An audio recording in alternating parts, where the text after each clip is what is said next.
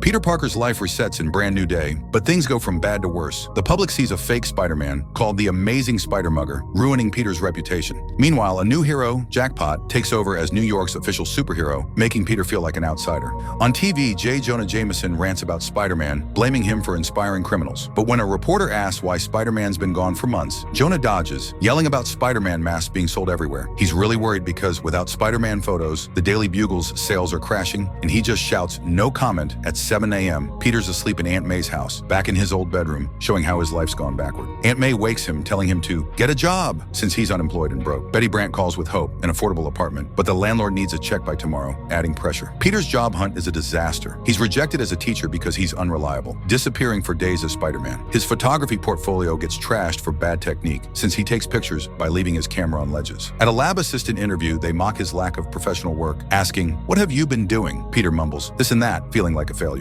At dusk, Peter sits on a rooftop, upset with himself. He thought without Spider-Man duties, he'd be a famous scientist or photographer, but he's done nothing. Harry Osborn calls, inviting him to a nightclub with his new girlfriend, Lily Hollister, and their friend, Carlie Cooper, an NYPD forensics expert. Harry's success makes Peter feel worse. The story shifts to Chinatown, where the villain, Mr. Negative, who looks like a photographic negative, meets a corrupt detective. When the detective's greedy partners demand more money, Mr. Negative kills them with energy powers, saying he values his reputation. He pays the detective and tells him to spread the word, showing his twisted sense of honor. At 11:59 p.m., Peter's at the Deep End nightclub with Harry, Lily, and Carlie, feeling out of place. Harry offers him cash for the apartment deposit, which Peter takes as a loan. A woman, Mia Flores, flirts with him, but he overhears she's only after Harry's rich friends, making Peter feel used. Outside with Carlie, Peter faces the Spider-Mugger, who holds a gun to Carlie's head. Powerless, Peter lets the mugger steal his wallet, including Harry's money and a web shooter. He tags the mugger with a spider tracer. Angry and seeing a headline about Spider-Man's absence, Peter decides to catch the mugger as himself, not Spider-Man, to avoid helping Jameson's newspaper. Following the tracer to an alley, Peter's ambushed and beaten by the mugger. Aunt May sees him outside a shelter, where she volunteers, thinking he's homeless. The shelter's founder, Martin Lee, praises Aunt May's kindness, making Peter feel ashamed for focusing on his own problems. At 2:15 a.m., Peter goes to the Daily Bugle, desperate for a check to secure his apartment. The office is chaotic. Jameson's fighting a takeover by Dexter Bennett. Betty says payments are frozen, but Peter, fed up, confronts Jameson. He yells about risking his life for photos that made Jameson rich while he got scraps, screaming, "You owe me! I made you!" As Peter rants, Jameson collapses, clutching his chest, likely from a heart attack.